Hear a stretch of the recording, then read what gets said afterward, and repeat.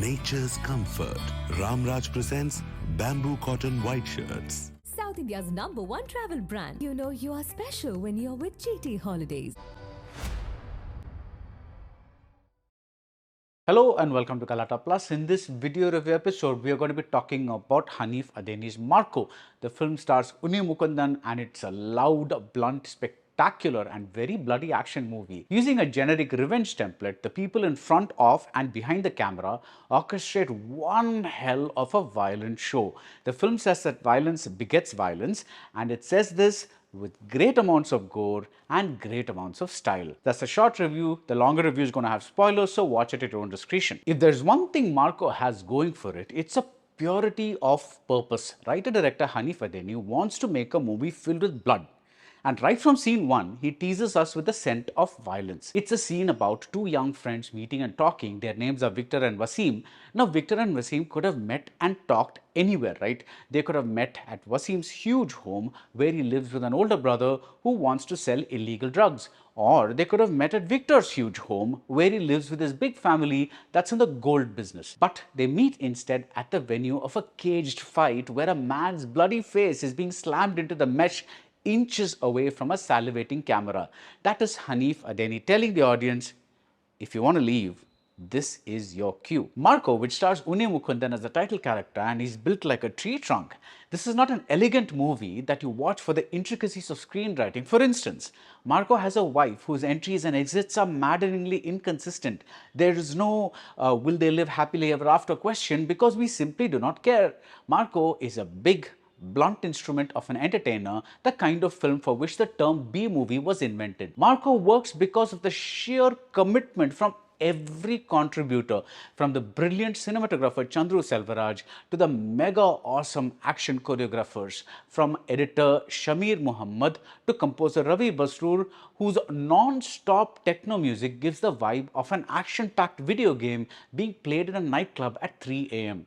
Every single creative contributor lives by the motto, let's make the most violent, adulterated, non-family friendly Indian movie ever. And boy, have they succeeded. Now, as a 70s born 80s kid, I grew up on a diet of Sylvester Stallone and Arnold Schwarzenegger films, and I always used to wonder why the fights in our own films seemed so fake. Why were the people just fake punching each other? Why were the sound effects just variations of dishum dishum?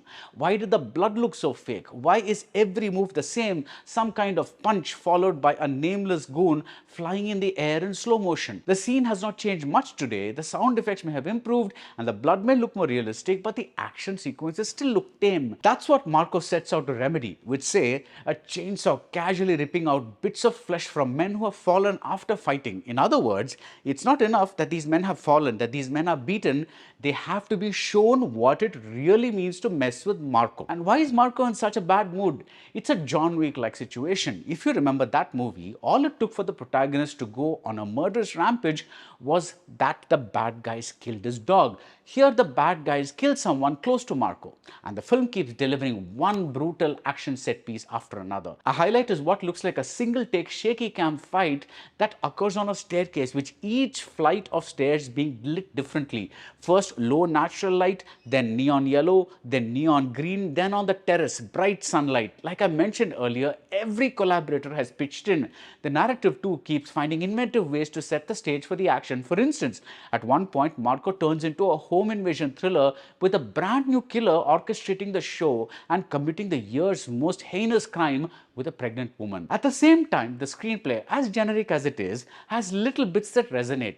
I love the touch about Victor and perfume that returns at the end before Marco goes for his final kill. A crime boss who asks one of his henchmen to fillet a gun barrel is later revealed to be a bisexual. His English lines sound a little comical though. There are actually cops in the picture, unlike many films about gangsters where there is no sense of any kind of law. I like that Victor, who is blind, is not treated like an object of pity. He wants to smoke and he wants to drive a car and he has a girlfriend. In other words, he's just another dude. The interval block is magnificently brutal, and just when I thought Marco was going to wipe out everyone, there's a twist that beautifully echoes Marco's past as a bastard child. Even in this limited space, Victor registers as a character, which is important. Ishan Shaukat plays Victor nicely and stands out amidst a large cast that includes Siddiq and Jagdish. But this is an all-out Unni Mukundan show, and the beefy actor more than measures up with a big burning cigar as his constant co-star.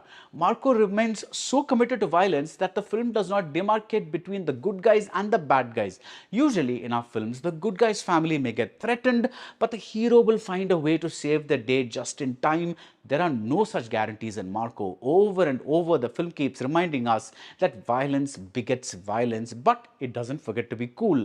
There's the 360-degree shot around a man's hand, and the reveal is one of the blackest bits of humor I have seen. And this, ladies and gentlemen, is how revenge must be served. So this review of Marco is the last movie review of 2024. I hope you had a good year at the movies and hope to see you on the other side. From all of us at Galatta Plus, have a very, very happy 2025. Nature's comfort.